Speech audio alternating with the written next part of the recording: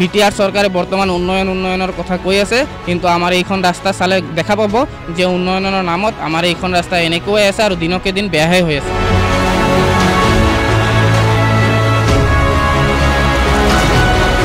BJP সরকার আমার মুখ্যমন্ত্রী ডাঙরিয়া হেমন্ত বিশ্ব শর্মা বারে বারে এটাই কথা বকি থাকে পগলার দরে যে উন্নয়ন হয়েছে, উন্নয়ন করেছো। তো আমার মানে কবলে লাজ লগা হয়েছে বিষয়টোৰ ওপৰত।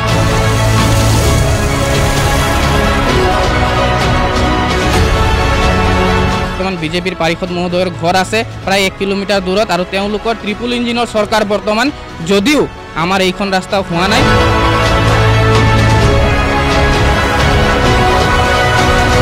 আমাৰ ৰাজু ককাৰ দিনৰে পৰা বহু পুৰণি এখন ৰাস্তা, যাতায়াতৰ আমাৰ প্ৰায় 4-5খন গাঁৱক আৱৰি লয় এইখন পথে, কিন্তু আমি দেখিবলৈ পাইছোঁ আমাৰ ৰাজু ককাৰ দিনৰ পৰা দিনকে দিন এইখন ৰাস্তা বেয়াই হৈছে, কিন্তু কোনো এখন চৰকাৰে এইখন ৰাস্তা আমাৰ বনাই দিয়া নাই।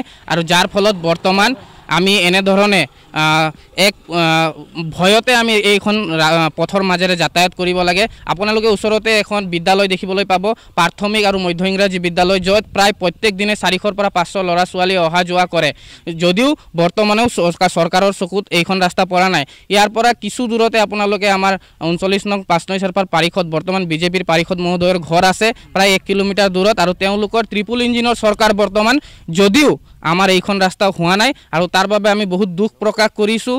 আৰু আমি ভাবোঁ যে যেতিয়া আমাৰ ইয়াতে জৰুৰীকালীন সেৱাৰ কাৰণে আমি এম্বুলেন্স মাতোঁ, 108 মাতোঁ, তেতিয়া এম্বুলেন্স আহি পাওঁতে আমাৰ ইয়াত বহু পলম হয়, কাৰণ আমাৰ ৰাস্তা একেবাৰে বেয়া।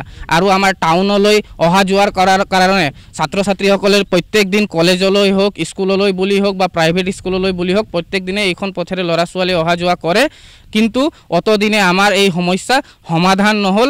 আৰু বিটিআর সরকারে বর্তমান উন্নয়নের কথা কৈ আছে, কিন্তু আমার এইখন রাস্তা চালে দেখা পাব যে উন্নয়নের নামত আমার এইখন রাস্তা এনেকৈ আছে আর দিনকে দিন বেয়াহে হৈ আছে। হয়, তেওঁ ঘৰ একেবাৰে ওচৰতে, আমি ইয়াৰ পৰা দেখা পালে তেখেতৰ ঘৰ দেখাই পাওঁ, গতিকে তেখেতে এইখন ৰাস্তাৰে অহা যোৱা কৰিয়ে থাকে, গতিকে তেখেতে হয়তো দেখিও নেদেখাৰ ভাও জুৰিছে, কাৰণ ইমান দিনে এইখন পথছোৱা এনেধৰণে হৈ আছে য'ত 4-5টা গাঁও সংলগ্ন হৈ আছে। তাৰ পিছতো তেখেতৰ যদি চকু পৰা নাই, গতিকে আমি ক'ব লাগিব তেখেতে দেখিও নেদেখা হৈ আছে। আৰু তেখেতে হয়তো ভাবিছে যে এইখন পথ বহু পুৰণি, যিহেতু আৰু এটা পথ আছে, গতিকে তেওঁলোকে সেই ভাবি এই পথটো হয়তো গুৰুত্ব দিয়া নাই। ৰোগী অনা নিয়া মানে আমাৰ ইয়াতে ক'লোৱে, আমি জৰুৰীকালীন সেৱাৰ বাবে এম্বুলেন্স মাতিলে আহি পাওঁতে বহুত দেৰি হয়। আৰু এটা পথ আছে যিটো নেকি এই পথৰ মানে দুগুণ হয়। এই ৰাস্তা দি গ'লে আমি হস্পিটাললৈ 3 কিলোমিটাৰ 4 কিলোমিটাৰ যাব লাগে, আৰু সেই পথেৰে গ'লে প্ৰায় আমি 8 কিলোমিটাৰ 9 কিলোমিটাৰ যাব লাগে। আমাৰ ওচৰতে আমাৰ এইখন গাঁৱৰ সন্মুখতে মানে গাঁৱৰ বাসিন্দা বুলি ক'ব লাগিব আমাৰ যিজন বৰ্তমান পাৰিষদ, তেওঁ প্ৰায় এই ৰাস্তাতে অহা যোৱা কৰে, ভ্ৰমণ কৰে।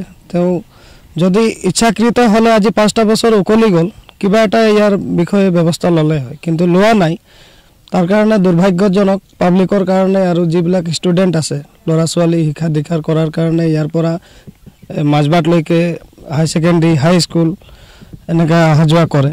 তো সেই হিচাপে ল'ৰা ছোৱালী বিশেষকৈ ষ্টুডেণ্টবিলাকৰ বেছি অসুবিধা হয়।